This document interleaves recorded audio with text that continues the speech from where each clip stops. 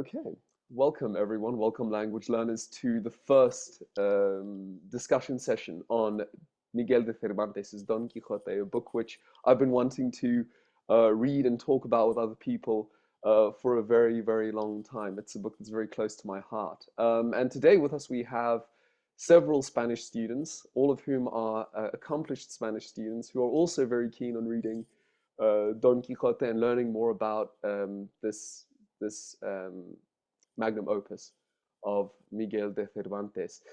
Perhaps we can go around here and introduce ourselves very briefly, and maybe every one of you can just describe why you're interested in reading Don Quixote and what your impressions are of Don Quixote before we begin. One of the reasons I'm really keen on doing this is that I'd like to I'd like to see how your impressions change of the book over the time, over the course of this project, um, and also kind of experience anew the feeling of reading the book from the complete beginning. So, do we have a volunteer who'd like to go first, or should I do the evil teacher thing of picking you out from a crowd? I don't mind going first, actually. Awesome. Okay, Lasedi, please go ahead. And once again, all of you are welcome to either keep your cameras on or turn them off, whatever suits you more. So cool. Lasedi, why don't you give us a background, give us your background in the Spanish language, and why you're keen on participating in this project. Okay, so my background in the Spanish language kind of started through learning French. So through learning French, I found out that there's a bunch of other language, a la Romance languages that are quite similar to French, and that if I understand French, it will be easier to learn the others. So Spanish was the first non-French language I learned, and yeah, I'm actually coming into this Don Quixote thing completely blind. So I have no expectations. I have no idea what's going on. So I'm quite excited. I like going into things blind. So I'm looking forward to seeing what I'm going to learn. All I know is that it is a very popular piece of literature, a very well-written piece of literature, of course, in the Spanish language. So I'm really excited for this journey. Fantastic. Thank you for that input. And I think I might as well also mention, of course, Vasedi is the co-founder of this community that we have here. So I'm very, very keen. I think this is the first time we've ever done any video together. So thank you very much for your time. I know that you're a busy man. Anyone who'd like to go next?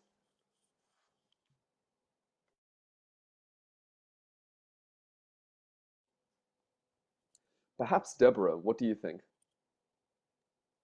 Hi. Okay. Awesome. Um, hi, I'm Deborah, and I'm assuming it's just a background of our interest in Spanish, right? That we're doing. Yeah.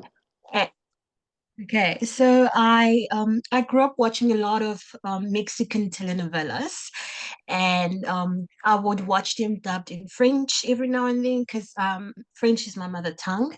But every now and then I would also watch it in Spanish with French or English subtitles, and I just grew very attracted to the Hispanic lifestyle or culture, more specifically Mexican ones, because those are the telenovelas I was watching, and I just got an interest in language in general. And Spanish is one of the languages that I've recently started learning again. So I'm very new to the language itself, and I'm also very new to Don Quixote and his books and what he has done.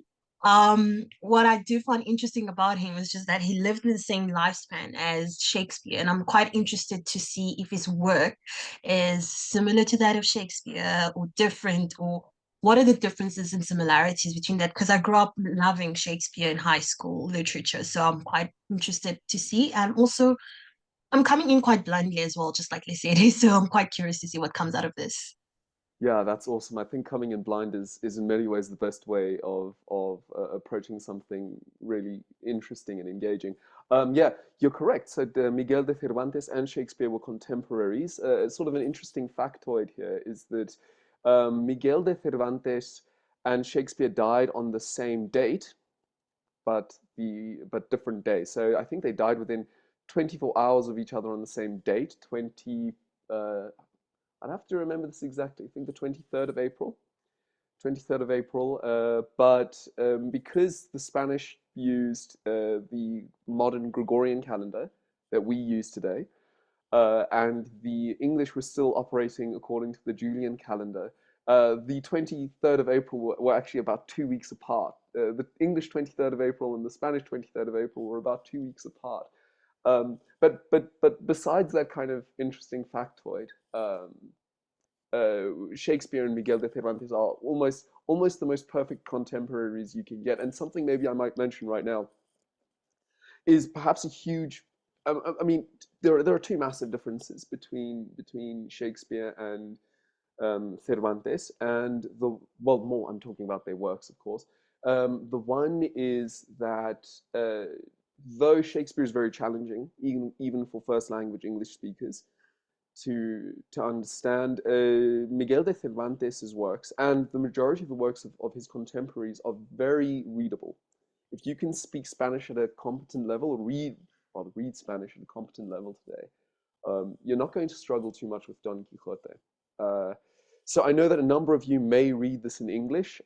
Maybe some of you will read it in Spanish. I would recommend that if you try read it in Spanish, read it side by side with an online translation. There are lots of them available on Project Gutenberg, for example.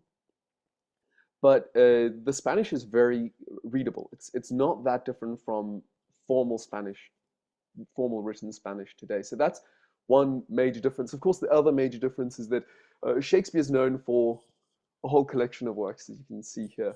I'm engaging in what a philosophy lecturer I know called bookshelf credibility. That thing where you set up your Zoom screen in front of a bookshelf to make you look well read. I don't know if it makes has that effect now that I've actually mentioned the technique. So anyway, I think transparency is the best. Transparency is the best policy there. But what I was saying is that Shakespeare is known for a whole variety of works. His corpus. Miguel de Cervantes not so much. So it's really just Don Quixote and his what are called his novelas ejemplares that the kind of the average reasonably well-read Spanish student will come across. He's got some other works. Interestingly enough, I think I'm trying to remember off the top of my head what his other major work was. Let me quickly look here. I'm going to do a little bit of cheating online because I can't remember exactly the book off the top of my head. But it was the Los Trabajos de Persiles y Sigismunda, which is the trials of Persiles and Sigismund and Persiles, which interestingly enough, Cervantes wrote. It was one of the last works that he wrote, and he had this idea that it was going to be his magnum opus. Of course, things turned out completely differently, and it was Don Quixote that he's known for. But yes, so that's the interesting thing about Cervantes. It's really Don Quixote, and then a collection of some of his other works that anyone will really ever know about him. So that's another interesting major difference between Shakespeare. And I think as we go on, we'll probably delve a little bit more into that. How the scope of Don Quixote and the scope of Shakespeare's works compare with each other. So excellent. Thank you for that, Deborah. I think we will then move on to Chiara. How do you feel about telling us about your relation to the Spanish language and Don Quixote in particular? Sí. Hola a todos. My name is Chiara, and I actually fell in love with the Spanish culture and language. I think it was in 2022 when I first heard a song by Rosalia. It's called La Fama. And then I just started listening to a lot of Spanish music, and I decided to take Spanish as a module. And I'm really enjoying it. So yeah. And the Don Quixote project, I decided to join it because like in Spanish class, we touch on it quite a bit. There was reference to it in our exam, and it's talked about, all the time, and everyone's talking about it, but I don't know much on it. So I'm excited to gain some insights and knowledge. Yeah. Yeah, perfect. And I think what you say Thank there you. is no, gracias a ti. what I think you say there is really instructive because uh, we kind of are caught in a conundrum with literary pedagogy, right? Which is that you want someone who has some experience with the work to guide you through it, but it's very difficult to actually teach a course on an entire book. Very rare, even in like even students around the world who are taking courses that are like entirely literature courses. And students who, for the vast majority of their undergrad, are going to be just focusing on literature. It's very rare that they'll actually read the whole book. There's an amazing lecture series online for anyone who's listening to this. I recommend it's by Roberto González Echeverría, who's a Don Quixote expert, or yeah, Miguel de Cervantes expert, but specifically a Don Quixote expert. And even in his course that he gives at Yale, he doesn't expect his students to actually read through the whole work. And so this is a difficulty that you have, is if you study Spanish informally, you're not necessarily going to have access to someone who has experience, or access to a community of people who have experience reading the book, um, reading Don Quixote. And then if you study it formally as well, there's not enough time in your course to actually go through an entire book. So this is why I'm quite keen and interested to see how this project goes. As we read through the work together, how can we leverage all of the resources by experts online to try and understand this work? So I think your point there is interesting. I think it's also interesting that you mentioned your connection to Spanish, of course, starts with music, which is actually something really common. I found two of the most common entry points into the Spanish language tend to be football and music, which may say a lot about Hispanic culture. So gracias por eso, Chiara. And finally, shall we finish off with your comments, Isabella? Hi everyone, my name is Isabella, and my answer is pretty much the same as Kiara's. I've always been drawn to Spanish music and Spanish film, television. And regarding Don Quixote, Kiara mentioned that it has been referenced in class. And I remember when I took English as a module, they also spoke a bit about it, but I don't actually know what it's about. So I'm quite curious as well. Awesome. Muchas gracias. Thank por you, eso. everyone. No, gracias a ti. Yeah, so I think you spoke about Spanish film and television, and Deborah was also speaking about telenovelas, and that's actually that's quite an opposite entry into my first point, the first point that I want to make, and that's that Don Quixote is one of the reasons that it's so famous is that it's considered the world's first modern novel. I don't know if any of you were aware of that in kind of literary history, if people go back and they try find the first instance of the modern novel, they will point to Don Quixote. Anyone heard of that? Or is this news? Yeah, this is news to me. Yeah. Yeah, me too. I haven't heard that. Yeah, so like, I mean, obviously the point is, with that kind of definition, there are a lot of literary scholars who would disagree with it. There are a number who would support it. It all partially depends on the definition of the novel, but the idea behind this is that you can't understand the vast majority of modern fiction if you don't understand Don Quixote. So in that sense, it's a seminal work. Why? Because the format of modern, the vast majority of fiction that we engage in some sense, a novel format, right? We don't really, unless, for example, you were considering film, we don't really engage in much that's in kind of our contemporary popular culture. We don't engage in a lot of fiction that's of kind of theatrical origin. As I said, maybe the exception there is film. And interestingly enough, as a side note, the kind of three-act film structure that we're used to, with kind of inciting incident, um, building up to a certain tension that is then resolved towards the end of the film. That basic structure that's like, because of all the movies we've watched in our lives, is ingrained in us. That was actually first proposed by, I'm going to write his name down here in the comments for your benefit. That was actually first, that was a format of theatrical storytelling first proposed by Felix Lope de Vega, who was one of Cervantes's contemporaries.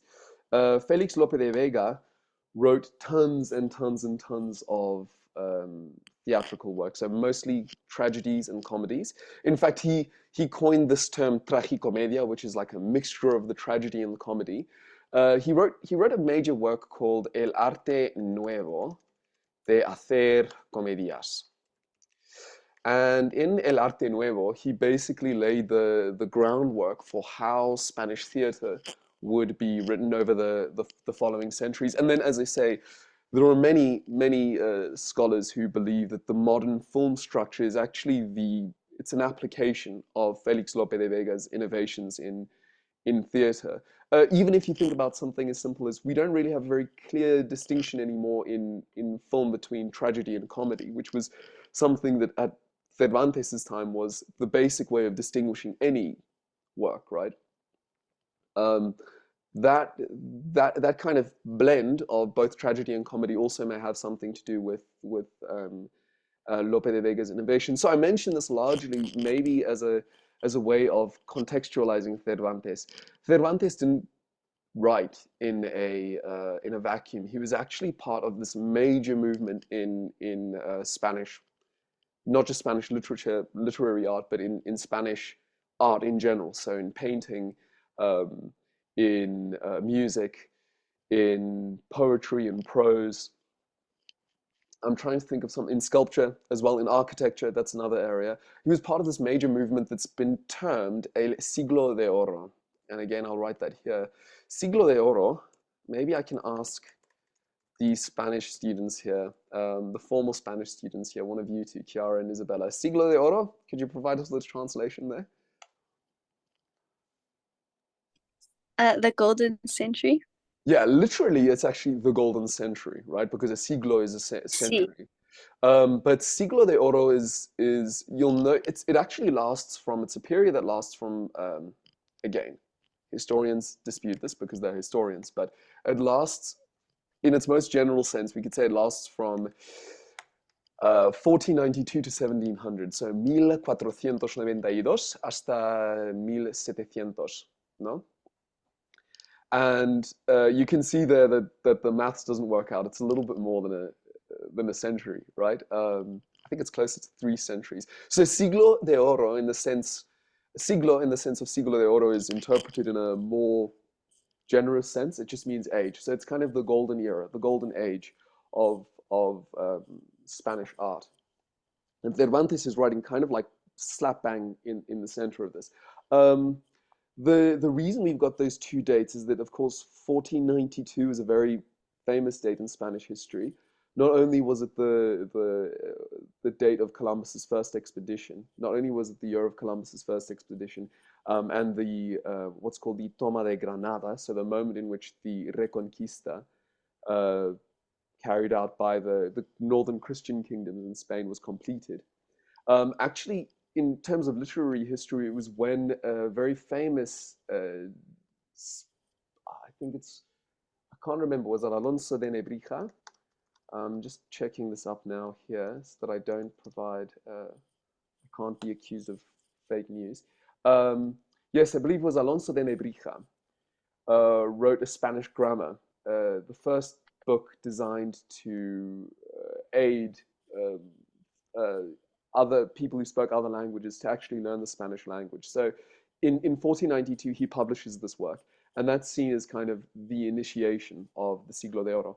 1700 is the year in which the ruling house, the ruling dynasty of Spain, the Habsburgs, come to an end, and Spain from that point onward is ruled by the Bourbons. And in fact, even the Spanish rulers today, the king and queen, claim descent from the Bourbon line. So those are kind of the 2 end points for this period called El Siglo de Oro, where Spain where Spain produced its greatest works of art. I've said a lot there, so I just want to know: is there anyone? Do any of you have comments or questions regarding what I've just the info dump I've just engaged in? I think what I wanted to say, I think, is that it's quite cool just hearing the background and hearing how much impact he's had on literature as a whole. Not just, not just novels and stuff, but like literature as a whole. It's quite fun to hear the backstory of that. Yeah, absolutely, absolutely. And so maybe what we could start with, unless anyone else has any questions, maybe you can just send me like a thumbs up emoji to say things are fine, that you don't have anything to add. Because unless anyone else has any questions, I'd like to actually pick up there with what Lesedi was saying, which is that we could maybe talk about the impact on literature as a whole. And where I'd like to start, and please interrupt me, guys, if I'm getting a little bit too. I have a tendency. I've got a big problem with rambling. Like that's a serious issue I have. Rambling and engaging in digressions is it's like a chief vice of mine in discussions. So if I move too quickly and there's something that you guys want to clarify or you want to elaborate on and give your own 2 cents about something, please do interrupt me. Like I actually welcome it. I'd like to I'd like to hear from you. Because, as I say, this is I tend to speak a bit too much. But what I'd like to start off with is the comment from a Spanish literary scholar, um, a professor of literature, I think, at the University of. Just going to quickly run through my mind to try to remember exactly where he is, but it's somewhere in Galicia. The University of, I've lost my memory here, but let me just quickly see which university he's a lecturer at. He is a literary critic who teaches currently at the University of Oviedo in northern Spain. Jesus G. Maestro. He is he's quite popular actually. He's got a very good YouTube channel. If you're interested at all in listening to some more detailed, perhaps quite kind of academic Spanish content online, his YouTube channel is quite interesting. He uploads a lot of the lectures that he gives as a lecturer at the university there, and he penned a book close to a decade ago, I think, called La Crítica de la Razón Literaria, the critique of literary reason, which, if I'm not mistaken, and if Alessandro were here, he'd be able to correct me if I'm wrong, but it's a play on Kant's critique of pure reason. Anyway, so this professor, Jesus G. Maestro, makes a statement in one of his lectures on Don Quixote that if all of the world's literature were wiped out in some very specific cataclysm, but Don Quixote was saved, we could rebuild, we could reconstruct all of literature from this book alone. Quite an alarming statement. Perhaps it sounds even like hyperbole. I appreciate Lesedi's emoji reaction there. Yes, it sounds like hyperbole, right? But to understand what Maestro is referring to here, I'd like to turn to maybe the most common description of Don Quixote. So if you were to try and, as a genre, pigeonhole Don Quixote, what would you guys call it? And I've made reference to this already. I think I've even probably explicitly said so beforehand. But what would you, if you were trying to kind of categorize Don Quixote according to modern genres, what would you call it? Chiara, I'm putting you on the spot here.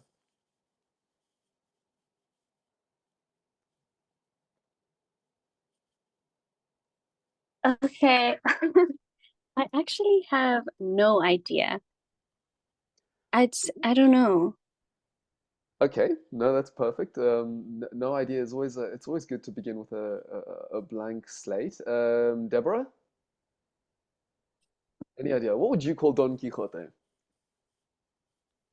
If you were to assign a genre to it, what would you do? I also have no idea. I No, don't know. awesome. Uh, yes, I see Jimmy's hand. I mean, I see Lesedi's hand. Yeah, I think I'd call it like a what's this? A fictional novel. very good. I think that would be Excellent. Perfect. That's the answer I'm looking for. That was the answer I'm looking for. This was a bit of a contrived exercise. So sorry, Kiara and Deborah for subjecting you to that. But um, yeah. So it's termed a novel, right? But there's a bit of a problem, and we go back to what I was saying earlier about how it's considered the world's first novel. There's a bit of a problem with that. The first is that it engages in that the cardinal sin of all historians, right, which is anachronism. Anachronism is, of course, a term meaning literally out in Greek, literally out of time or atemporal, right? It's the case of reading into the past something that has come afterwards. Maybe like a really obvious example of anachronism that we have in popular culture is there's a moment in Julius Caesar where a clock strikes. Um, Pardon, I think someone's saying something. Deborah, yes? Okay. Sorry, that was background. No, cool. But I was about to ask you, maybe now that I have your attention, what's the problem with Shakespeare putting a clock striking in Julius Caesar? There's like a really obvious problem there. I have no idea as well. It took me off guard, sorry. Um, I wouldn't see an obvious problem really. Well, Um, did clocks exist at the time of the ancient Roman Empire? okay. Some Exactly. historical context would be helpful. Yeah, exactly. So the point is that that's like a really common popular culture example of an anachronism, right? It's a reading into the past, something that maybe comes later. So in Shakespeare's time, clocks existed, right? Um, um, and he's writing that into a time long before clocks actually existed. Now, I think there's good reason to believe that it's a deliberate anachronism on Shakespeare's part. But if you, and this is actually a very good way of trying to, as we go forward reading this book, um, we need to try put ourselves, our minds, try reconstruct cognitively the world that Cervantes was writing in. The distinction, and we'll elaborate on this later, the distinction between literature and history is porous at best. Um, and and this term novel that we give to Don Quixote, that's not something anyone would have called it in Cervantes' own time. That's a term, I may be incorrect here, but that's actually a term that maybe would come from about the 19th century. Perhaps if we were to push it back, we could say that would be in the 18th century, an 18th century term, a way of describing Don Quixote. But no one at the time, and I may be incorrect here. I think I may be overly simplifying things. But at the time, it wouldn't have initially occurred to anyone to call Don Quixote a novel. No, the word novel existed, but it usually referred to something that was quite small. It was actually the word at the time was novella, and even that other work I was referring to, Los Novelas Ejemplares, the exemplary novels of Miguel de Cervantes. Um, that term novel or novela in its Spanish and in its Italian, that referred to like a really short story. Something of the length of Don Quixote would not necessarily have been called a novel, and we're actually touching upon part of what makes Don Quixote unique. Um, nowhere, nowhere in the book does Cervantes actually refer to Don Quixote, what he's writing, as a novel. Does anyone have any idea what he actually called it? Because this is super interesting.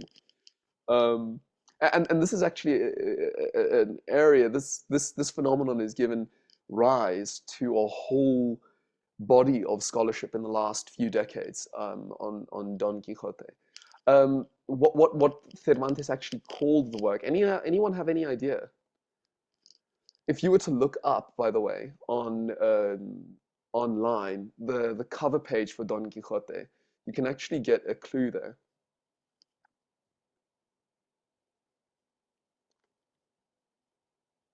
Any ideas for anyone want to hazard a guess at this? In fact, I'm gonna maybe share my screen here.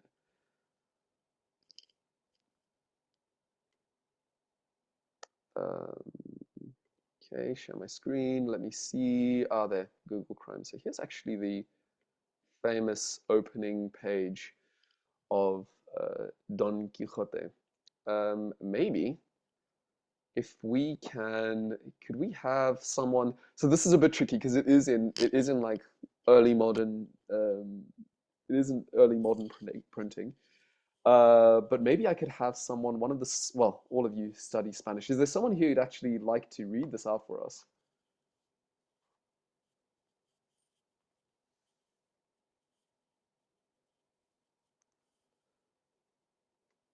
Lissetti, can I test your Spanish? Okay, which part am I reading?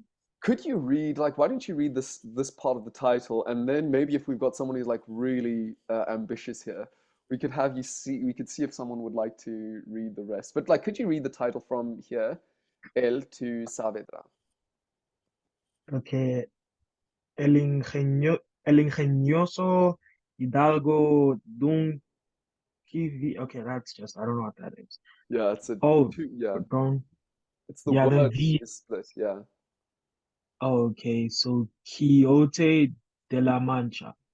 Uh, com Compuesto por Miguel de Cervantes Saavedra. Saavedra. Saavedra. So this is a bit tricky. Saavedra. In the time that the book was published, and I believe, if I'm not mistaken, this is actually from the first edition. So this is just a digital copy of how the book first appeared after it was printed. Uh,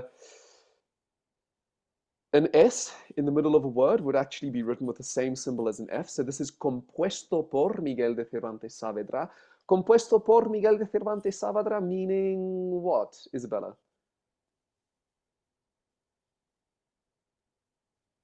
Um, Written. I'm not sure, like composed by Gracias. Miguel de Cervantes.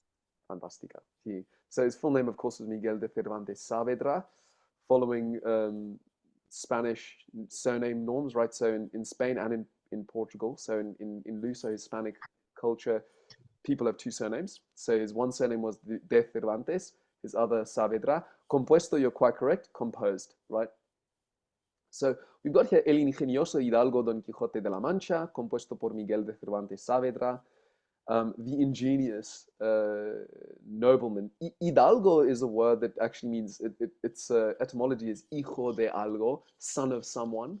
So being son of someone of note, really. So it meant someone, it was actually, an hidalgo was someone whose ancestors in the previous centuries had earned a degree of nobility through their acts, not through lineage. And then, of course, one of the humorous contradictions in the history is that then their descendants gained social esteem or gained the title Hidalgo because of the actions of their ancestors. But this is also, this will come into this will become relevant as we go on reading through the work. The Spanish nobility over the past few centuries had been completely overhauled, quite deliberately so, in a process of granting nobility to those who proved their loyalty to the crown through actions, and so this kind of idea of making oneself into a person of note it permeates a lot of the Spanish literature of the period, because those in the process of the Reconquista, so this long on and off war between the Muslim powers in the south and the Christian kingdoms in the north, had produced this opportunity for people to make a name for themselves in their capacity to defend and run small villages and towns on the frontiers between these two and all the various warring states. So this term hidalgo that's applied to Don Quixote is something of contemporary historical relevance. And we can learn a lot about this, right? We hear that Don Quixote, the main character, is an hidalgo, so he's someone of a kind of a lesser nobility. There are many other things we could mention here, but if we read the rest of this, and maybe I'll do it here in the interests of time, we can see it says, dirigido al Duque de Béjar. You'll also notice this is something that Lesedi struggled with a bit, is the V and the U weren't clearly distinguished in spelling at the time. It takes a while for that to actually happen, but we'll maybe discuss that another time. Dirigido al Duque de Béjar, Marqués de Gibraleón, Conde de Benalcázar y Ibañares, vizconde de la Puebla de Alcázar, señor de las Vías de Capilla, Curiel y Burguillos. The Duque de Béjar is the Duke of Béjar, a place in central South Spain, to whom Miguel de Cervantes dedicated his work. And we see here the year of printing, año 1605. In here, I'm not going to try and interpret this, the heraldry here. That's very far outside my capacity, but of course, people have done lots of studies on that, so maybe we can pick that up as we go forward. Con privilegio en Madrid por Juan de la Cuesta. So Juan de la Cuesta was the printer, and when he says con privilegio en Madrid, that is the privileges of exclusive publication of this work belonged to Juan de la Cuesta. So we see an early form of modern copyright laws being invoked here. Now, you will notice that in this front page, nowhere does it mention that this work is a novel. As I said, that wasn't something that would have occurred to Miguel de Cervantes. And if you go through the work, and maybe when we actually start engaging with the actual text itself from between now and our next session, I want you to pay a lot of attention to how Cervantes describes his work. Because what he actually calls it, among a number of other things, and maybe this would be of particular interest to you, Isabella, because I know that you study history at university, and actually I majored in history as well. And of course, history should be of interest to all of us. He actually calls it a history. Miguel de Cervantes refers explicitly and repeatedly and insistently to his work as a work of verdadera historia, true history. And there's an excellent academic, one of the Don Quixote academics I most admire, Susan Byrne, and she in a work of hers called I think it's called Law and History in Miguel de Cervantes' Don Quixote, she, along with a lot of other scholars, quite convincingly argues that for Miguel de Cervantes, calling his work a history wasn't tongue-in-cheek. He wasn't being ironic necessarily. He was actually being a lot more profound, and maybe insightful than many of his earlier critics actually gave him credit for. Maybe, so I've said a lot there. Are there any comments here regarding that? This, do any of you have any idea why he might have wanted to call this work a work of history? Yeah, Lesedi. So my question is not directly the question that you just asked like a second ago. It's the one you brought up in terms of him not calling it a novel. It's more like for interesting. So does this mean that back then there wasn't any written works of fiction, would you say? Was it like not, it wasn't commonplace, I'm assuming, if he was kind of quoted as being the first fictional, I mean, the first novel, rather. I just want to understand from a fictional standpoint, what did fictional works look like at the time? Or if they Yes. existed at all? Yeah, that's a brilliant question. So my answer is did fiction exist? My answer is yes and no. Okay, so Mhm. yes, in the sense of there've always been, like, throughout all human history. In fact, actually, the first works that we have any record of are all fictional works, right? So I think the oldest epic narrative we have knowledge of is the Epic of Gilgamesh, which is it's sort of the fictionalized account of a king of Sumeria. And I think that this is like, someone would have to correct me here, but we're talking 5,000 years ago in the area in the Middle East, in what today we would call the Middle East, right? So yeah, in fact, so fictional accounts, kind of in a sense, accounts that aren't historical investigations, have always been with us. But the critical thing is that up until Miguel de Cervantes wrote Don Quixote, there was a very clear distinction. The the the the form within which, according to which anyone wrote something fictional, and the form in which anyone wrote any other kind of work, were two completely different forms. They were completely different. One was written in prose, and the other was written in poetry. My hands may have confused you there a bit, but in general, if you were going to write something that today we would call fictional, that was going to be in poetry. And if you actually look back, this now makes sense of the whole body of pre-modern literature. Almost always, if it's fictional, it's going to be in poetry. Think about Geoffrey Chaucer's The Canterbury Tales, which some of you may have some familiarity with. That was in poetry. Probably the greatest fictional work of all time, Dante's Divine Comedy. That's a work of poetry. Uh, I'm trying to think of other examples. So Giovanni Boccaccio's Decameron, which was the inspiration for Geoffrey Chaucer's Canterbury Tales, also in poetry. So everything that was fictional was in poetry. The Aeneid, the Iliad, the Odyssey.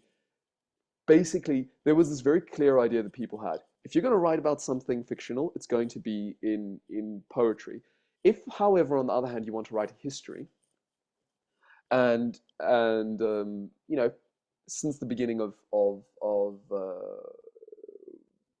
we could say, like, bureaucracy, right? Since the beginning of bureaucracy, people have always wanted to record what happened in the past. So history is also a genre that goes back, and that arises shortly after we have our first evidence of writing. In those cases, you're going to use prose, right? So there's this kind of your prose, normal written, almost kind of any writing that was done for purely informational purposes, that was going to be in prose. And anything else, anything kind of creative, if we want to use a very romantic term, was going to be written in poetry.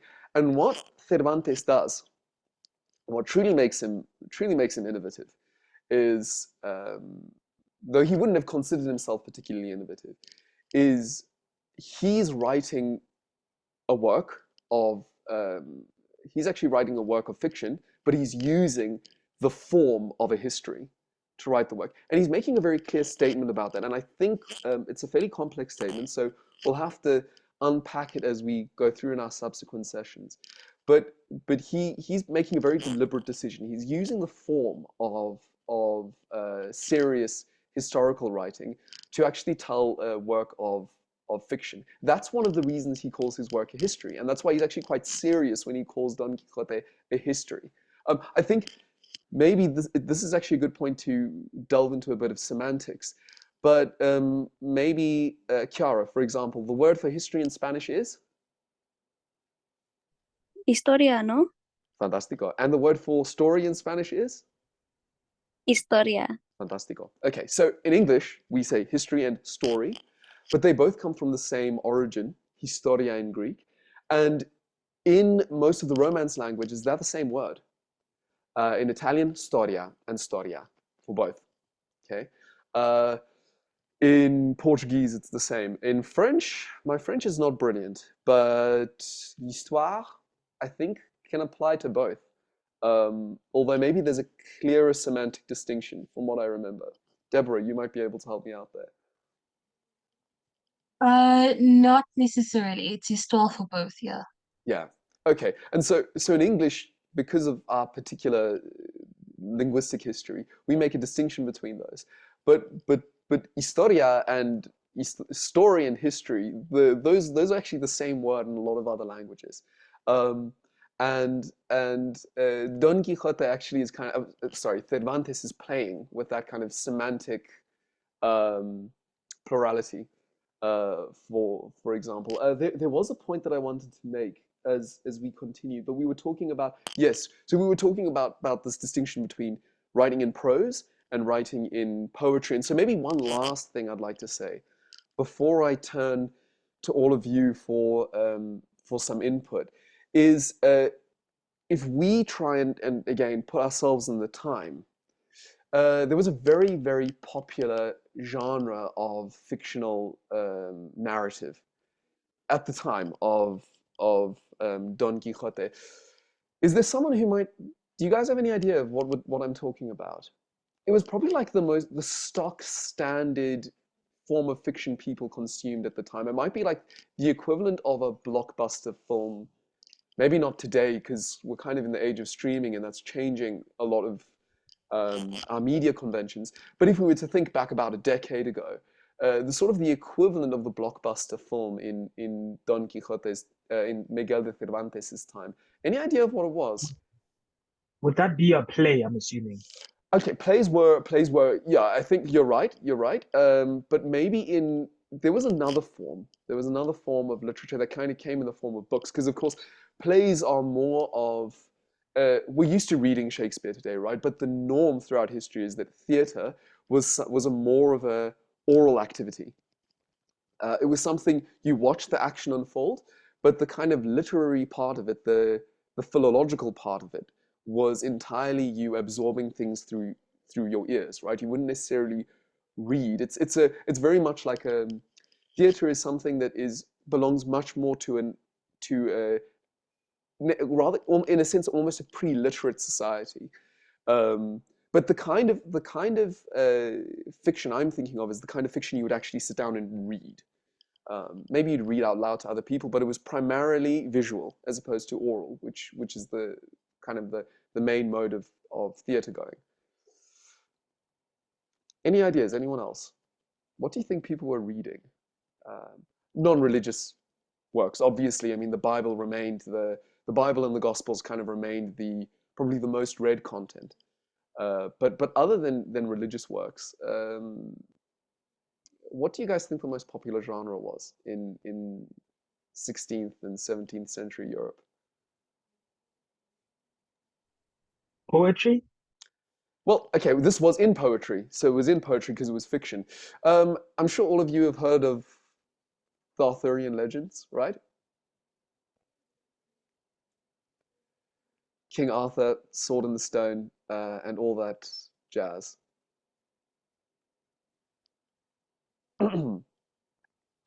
Well, those were all what we would call, let me bring up the chat again. Those were all works of chivalric romance.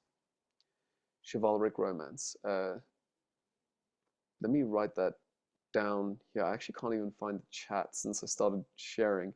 I'm not as much of a digital native as I'd like to appear, evidently. Yeah, so the chivalric romance. I don't know, have any of you heard of this term, chivalric romance?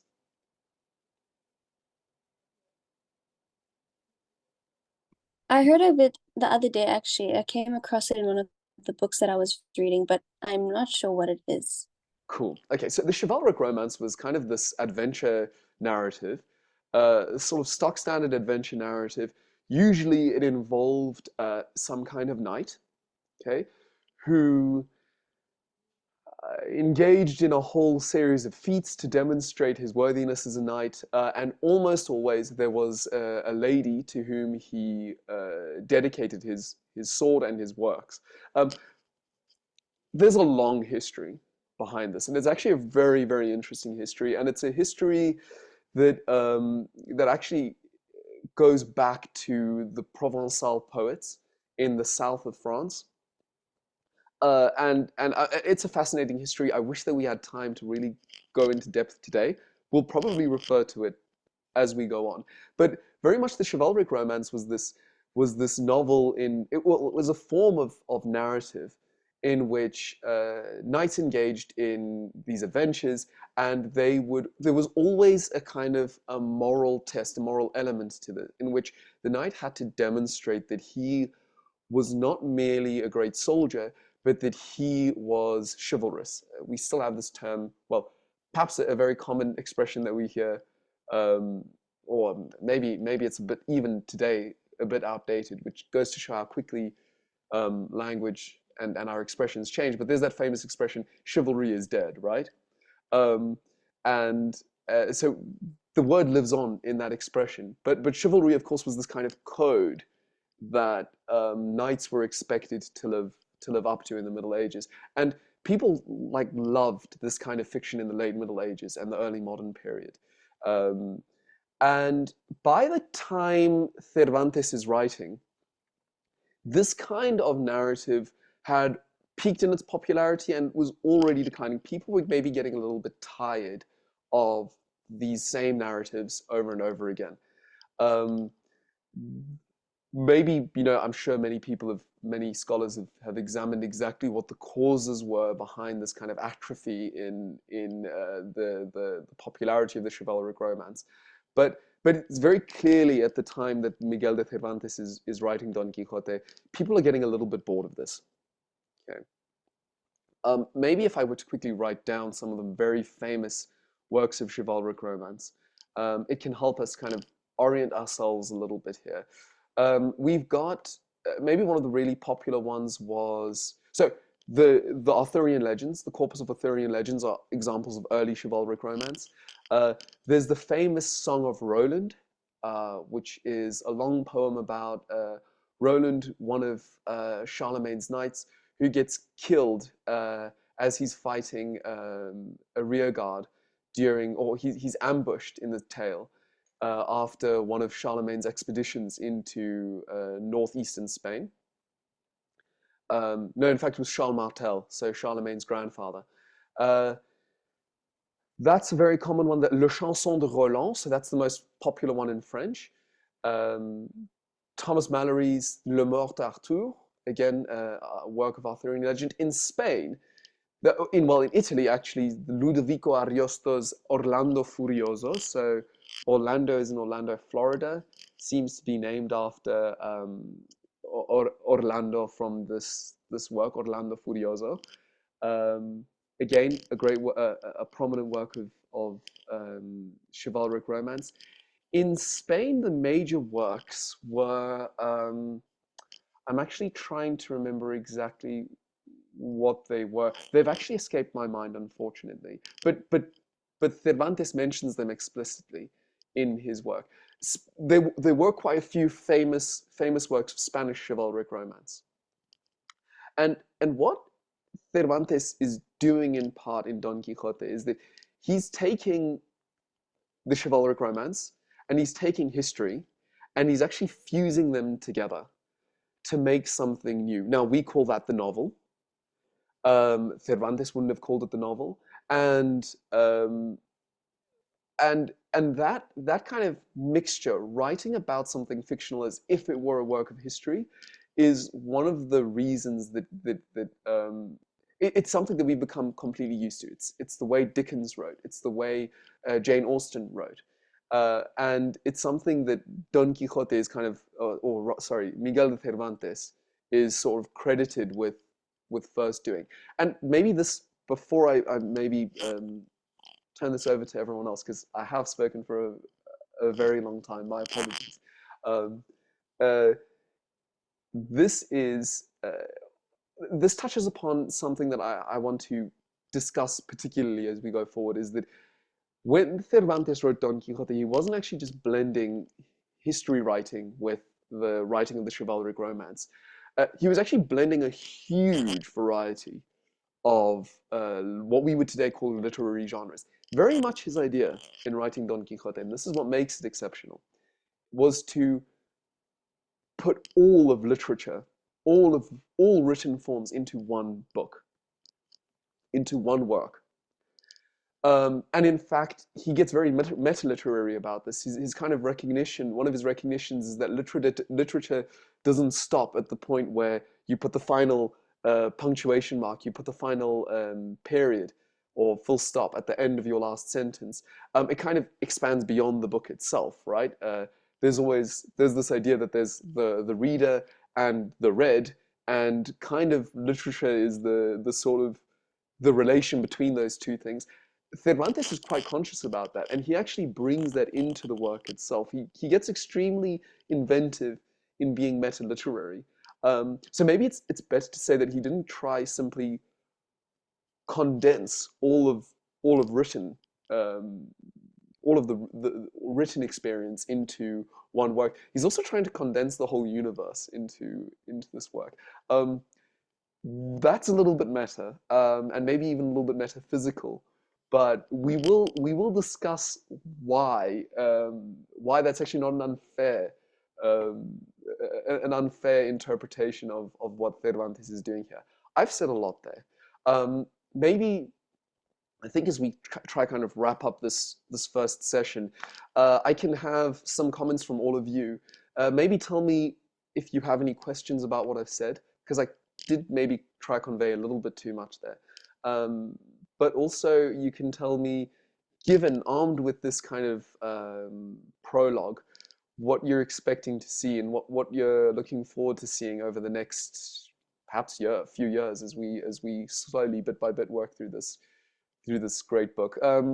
Lesedi, I hope I haven't overwhelmed you there. What do you have to say? No, no, no, you haven't overwhelmed me. I'm actually quite excited. I think now that I have a better background, I'm even more excited actually. Because I mean, this is quite monumental. I'm a big fan of film and literature and writing as a whole. So I'm quite excited to see if some of the most popular writing tropes we have are contained within the book. Like, is the hero's journey like, in the book? Is it a theme in the book? Do we have a kick the dog part in the book? Which is, I mean, it's just some screenplay jargon, but yeah, I'm excited to see how it handles a lot of the common tropes that are kind of expected in modern literature, the kind of like standard expected things, and seeing how it implements those or how it deviates from them. So I'm quite excited to see. Yeah, I'm really looking forward to it. Genial, fantastico. So then maybe you can enlighten me here. Kick the dog? Never heard that expression before.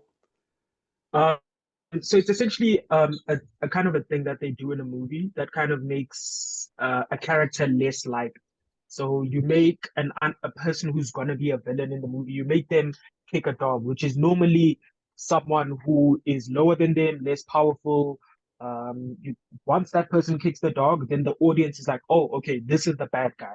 And then Okay. generally the protagonist will save the cat. So there's actually a screenplay or a book on screenplays called Save the Cat. It's like the name of the book, but it's also another trope where the hero will see the kid being bullied and then help the kid. So a lot of modern literature or a lot of modern media kind of combines kick the dog and save the cat by having the bullies pick on this weaker kid, and then the protagonist comes and stops the bullies. And then Yeah. it kind of, yeah. So that's kind of it. Yeah. So, and actually, I mean, when you say that, it's like the thing that's coming to my mind is the chivalric romance, right? So maybe to us, like today, we might think, you know, one of the things we have to always overcome whenever we're studying anything from the past is chronological snobbery, which is this term which C.S. Lewis coined, which is refers to this idea that we're in some sense better than the past, right? So we might sometimes look at older works and then think, okay, this element is outdated. Uh, how could people at the time really find this exciting? But if you look very carefully at a lot of what we engage in, what we read, we like to use this term consume, right? The media we consume, it's still incredibly formulaic. That's almost the nature of fiction, right? A lot of the idea of kicking the dog and saving the cat, that's a very simple notion. We don't get tired of it because of often how it's presented to us. But that's the same basic idea that you see in the chivalric romance. So I always like this. There's this expression I like a lot. The more things change, the more they stay the same. Um, so I think we'll probably be coming across a lot of instances like that as we or evidence of that as we continue. Kiara, anything that you'd like to say?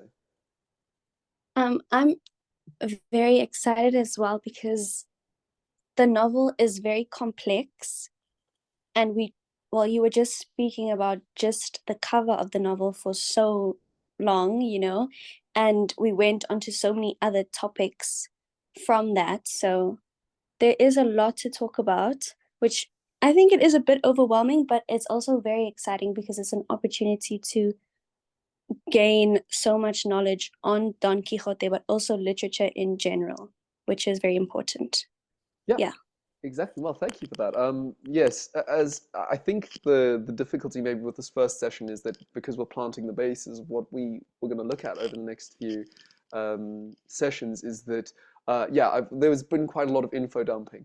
But the point that you make about learning about literature in general, that goes back to this quote of Jesus G. Maestro when he said that all of literature could be reconstructed through Don Quixote alone.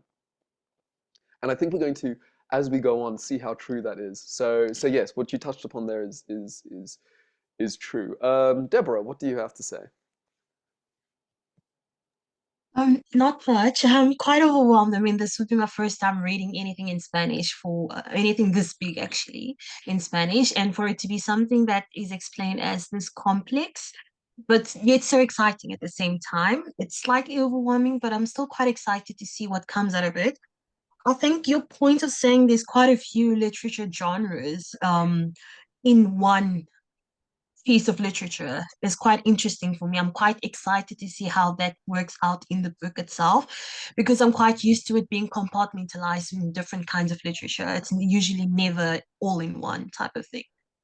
Yeah, and I'm very impressed. Firstly, that you're going to try do this in Spanish, so I commend you for that. As I said, the Spanish is quite simple, and not only is the prose quite simple, the work itself. I always like to say that like the mark of a really great work is that it can be accessed by anyone, and it can be read at multiple levels. So the point about Don Quixote is that you can actually just read it as a very simple narrative. That's a perfectly legitimate way of reading it. It doesn't have to be mind-bendingly complex. It is mind-bendingly complex if you decide to look at it that way. Um, the the the there's so much that I always like to say that it's things are always simple at the first step. They then become complex, and then once you're able to really process all that complexity, it becomes simple again, becomes elegant, you might say. Like the clear sign of something that is not well produced is that you have to be. It either has no profundity or depth to it, or you have to be part of a very small, tiny elite circle that's constituted only by the author or artist's friends to actually understand it. And Don Quixote is neither of those extremes. So I think though maybe the way I've presented it can come across as a bit overwhelming, as you actually get into the work, you'd be surprised at how simple and yet profound it is. So that's one of the things I really like about this book. Isabella. You did mention how Don Quixote has like informed other modern novels, so I'm curious to see like the similarities between modern literature and Don Quixote. So I'm quite excited. Awesome. Yeah. Okay. Cool. And that seems to be quite a common motive amongst us here. The idea that in a sense Don Quixote might be kind of a playbook for better understanding and engaging with the things that are around us, I think we're going to find that we'll find that a lot. We'll find that to be the case as we go forward. Are there any final comments? Anything that you guys would like to say? I think we can probably finish off here. We ran a little bit over time, but we had a lot to say. And I think if I look at my notes here, don't want to scare you, but I think I got through about 50% of them only. So it's the case. You always overestimate how much you can discuss in a short period of time. Anything else that you guys have to say?